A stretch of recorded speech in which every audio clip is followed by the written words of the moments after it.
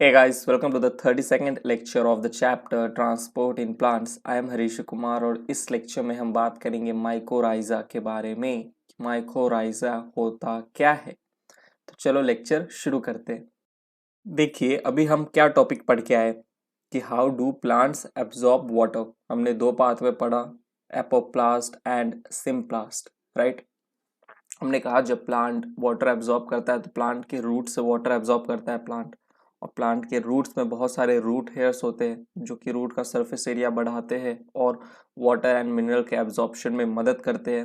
तो root hair का होना बहुत ज़रूरी है। स्पेशली हमने कहा था कि रूट हेयर्स जो होते हैं वो आउटग्रोथ होते हैं, इलोंगेशन होते हैं एपिडर्मल सेल्स के, जो वाटर एंड मिनरल्स के एब्जॉर्प्शन में मदद करते हैं, राइट। हमने यही कहा।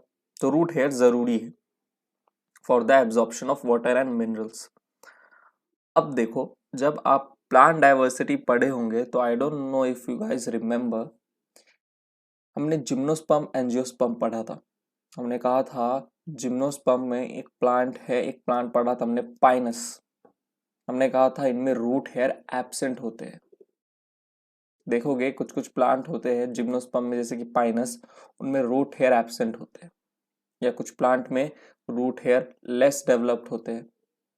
तो वो जैसे, तो उन सब प्लांट्स में कैसे होता है वाटर एंड मिनरल का एब्जॉर्प्शन। जैसे पाइनस पाइनस में रूट हेयर एब्सेंट है, और हमें पता है रूट हेयर जरूरी है वाटर एंड मिनरल के एब्जॉर्प्शन के लिए। तो पाइनस में वाटर एंड मिनरल्स का एब्जॉर्प्शन कैसे होगा, क्योंकि वहां तो रूट हेयर है ही नहीं। तो देखो ऐसे प्लांट में क्या होता है, एक सिम्बायोटिक एसोसिएशन देखने को मिलता है। A mycorrhiza is a symbiotic association of fungus with a root system. Pinus का जो रूट सिस्टम है ना, जिनमें रूट हेयर एब्सेंट है, रूट हेयर एब्सेंट है, इनमें आपको एक सिम्बायोटिक एसोसिएशन देखने को मिलेगा फंगस के साथ, फंगस प्लस पाइनस का रूट सिस्टम। और ऐसे सिम्बायोटिक एसोसिएशन को हम कहते हैं माइकोराइजा। इसे देखो, यहाँ पे ये हमारा बड़ा सा समझ लो ट्री है, जिसके पास रूट तो है लेकिन रूट हेयर नहीं है। तो ऐसे ट्री का रूट सिस्टम जो होता है ना, वो फंजाई के साथ एक सिम्बायोटिक एसोसिएशन बना लेता है। देखो ऐसे हाथ मिलाए हुए दोनों, हैंड शेक कर रहे हैं, ठीक है। एक एसोसिएशन बना लिया है, सिम्बायोटिक एसोसिएशन, फंगस और रूट सिस्टम ऑफ उन प्लांट्स के साथ जिनके अंदर आपको रूट हेयर देखने को नहीं मिलेगा। तो ये ऐसे प्लांट है जिनमें रूट हेयर एब्सेंट होते हैं। तो रूट हेयर एब्सेंट है, तो इनमें अब बताओ वाटर एंड मिनरल्स का एब्जॉर्प्शन कैसे होगा। तो वाटर एंड मिनरल का एब्जॉर्प्शन अच्छे से होने के लिए ये सब प्लांट क्या करते हैं, फंजाई के साथ एक एसोसिएशन बना लेते हैं जिसे हम कहते हैं माइकोराइजा। और ये एक तरह का सिम्बायोटिक एसोसिएशन होता है। सिम्बायोटिक एसोसिएशन कब, देखो सिम्बायोटिक क्यों बोल रहे हैं, क्योंकि जो फंजाई है ना, वो बोलता है कि रूट साहब, रूट सिस्टम, मैं आपको वाटर एंड मिनरल एब्जॉर्ब करके दूंगा, वाटर एंड मिनरल एब्जॉर्ब करके दूंगा, ठीक है। फंजाई बोलता है इस रूट को, रूट ऑफ प्लांट को। और ये रूट ऑफ प्लांट बोलता है ठीक है फंजाई, तू मेरे को वाटर एंड मिनरल एब्जॉर्ब करके दे, क्योंकि तू मुझे वाटर एंड मिनरल एब्जॉर्ब करके देगा तो मेरी ग्रोथ अच्छी होगी, मुझे वाटर मिलेगा, साथ ही साथ मिनरल मिलेगा। तो रूट ऑफ प्लांट खुश हो जाता है। और फंजाई बोलता है इसमें मेरा क्या फायदा है, मैं तो आपको वाटर एंड मिनरल दे रहा हूँ। तो रूट ऑफ प्लांट बोलता है ठीक है, बदले में मैं तुझे खाना दे दूंगा, फूड दे दूंगा, जो तेरा न्यूट्रिशन होगा मैं तुझे न्यूट्रिशन प्रोवाइड कर दूंगा। तो रूट ऑफ प्लांट तो वाटर एंड मिनरल लेगा फंजाई से, उससे खाना वाना बनाएगा, अपना फंक्शन चलाएगा प्लांट, ठीक है। और बदले में ये प्लांट जो है फंजाई को खाना दे देगा, न्यूट्रिएंट दे देगा। समझ रहे हो, फंजाई सामग्री ला के दे रहा है, प्लांट उसको खाना पका के दे रहा है उस सामग्री से, ठीक। तो दोनों के बीच में एक एसोसिएशन हो गया, और ऐसे एसोसिएशन को हम कहते हैं सिम्बायोटिक एसोसिएशन। सिम्बायोटिक, दोनों साथ साथ रह रहे। फंजाई जो है वाटर एंड मिनरल दे रहा है, रूट ऑफ प्लांट जो है वो उसको बदले में न्यूट्रिशन दे रहा है, क्योंकि आपको पता है फंजाई हेट्रोट्रॉफ होते हैं, ऑटोट्रॉफ नहीं होते। फंजाई फूड के लिए दूसरे ऑर्गेनिज्म पे डिपेंड करते हैं।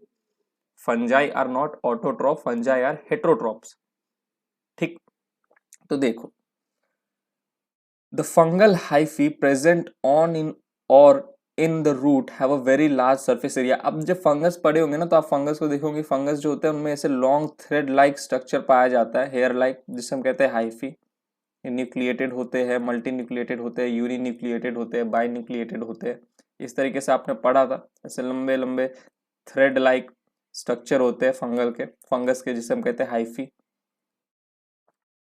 मुझे शायद सही से याद नहीं, लेकिन इसका सिंगुलर फॉर्म शायद हाइफा था, और बहुत सारे हाइफा एक साथ है तो हाइफी। ये मैं बस एक गेस मार रहा हूँ, मुझे अच्छे से याद नहीं, बट जहाँ तक मैंने पढ़ाया था हाइफा हाइफी मैंने आपको समझाया था। तो ये जो हाइफी है ना, ये क्या करते हैं, रूट के साथ, जो रूट है हमारा, ये जो समझ लो ये रूट है, पाइनस का रूट, इसके साथ ऐसे आके अटैच हो जाते हैं। ये फंगस का हाइफी है, ठीक है, और ये पाइनस का रूट है, इसके साथ यू जाके ऐसे एसोसिएशन बना लिए। तो देखो इस रूट का अब सरफेस एरिया बढ़ गया एक तरीके से, क्योंकि अब ये जो फंजाई का हाइफी है, ये क्या करेगा, वाटर एंड मिनरल देगा, किसको, पाइनस के रूट को। और बदले में ये जो पाइनस का रूट है, ये वाटर और मिनरल को ऊपर प्लांट के ऊपर लेके जाएगा, एरियल पार्ट में खाना वाना बनेगा वहां पे, और फिर वापस वही खाना नीचे आएगा, और थोड़ा बहुत खाना जो है रूट से फंगस को मिल जाएगा, फूड कौन देगा, पाइनस का ट्री देगा। तो पाइनस ट्री क्या कर रहा है, फूड दे रहा है, और फंगस क्या कर रहा है, जो फाइनस का हाइफी है, जो लॉन्ग थ्रेड लाइक स्ट्रक्चर है, जो पाइनस के रूट का सरफेस एरिया बढ़ा देता है ताकि वाटर एंड एब्जॉर्प्शन आराम से हो। तो ये जो फंगस है, ये क्या कर रहा है, वाटर और मिनरल का अब्जॉर्प्शन करवा रहा है किसमें, पाइनस रूट में।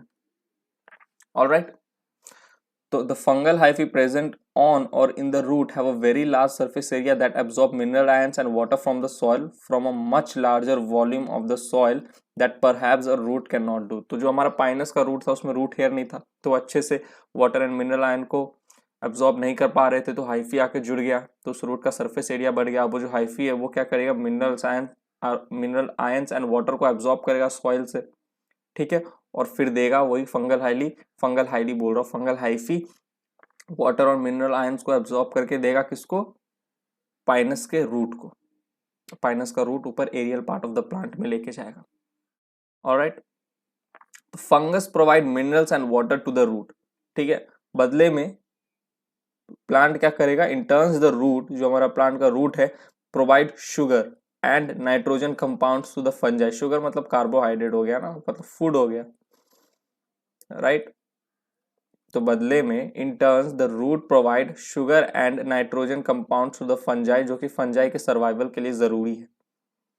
ऑलराइट, फंगस क्या कर रहा था, मिनरल्स और वाटर प्रोवाइड कर रहा था टू द रूट।